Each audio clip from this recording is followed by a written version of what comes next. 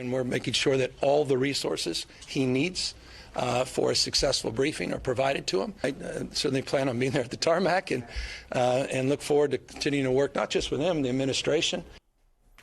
So there's that, and we just learned that President Trump actually invited a man he has trashed for years to travel along. California Senator Adam Schiff, he asked him to travel along to visit California's disaster zones today.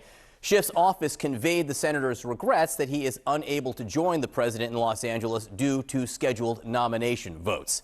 Let's get right to CNN's Elena Treen live at the White House. Look, I didn't have an invitation to Adam Schiff on the bingo card for Donald Trump.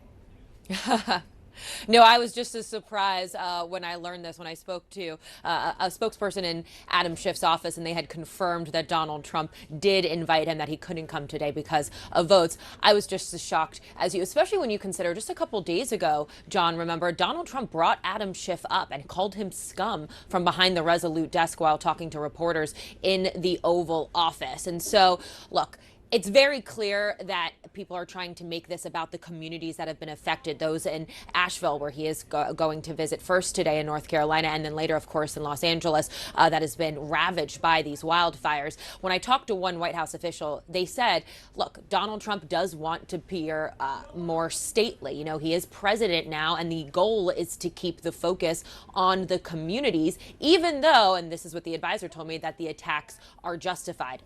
This White House official's words. Now, I will add as well that it is unclear whether or not Donald Trump is going to meet with California Governor Gavin Newsom, someone he has also used derogatory words to describe and has criticized his response to the handling of the wildfires. As you showed earlier, Newsom said that he plans to meet him on the tarmac, but when I talked to the White House last night, they said it's still unclear if the two will actually meet today. But look, this is something Donald Trump has talked about, both of these visits, for a very long time. He has heavily criticized the handling from local officials and specifically Democratic leaders in these states for the recovery efforts and also what they have done to better prepare these cities for these types of disasters. Now, we also have heard Donald Trump talk a lot about FEMA and their role in this. There could be some sort of announcement today about having FEMA, I'm told, streamline some of the process that resources can be provided to these states and how they do that. So all things that we should watch for. But again, this is something Donald Trump has been wanting to do for a long time.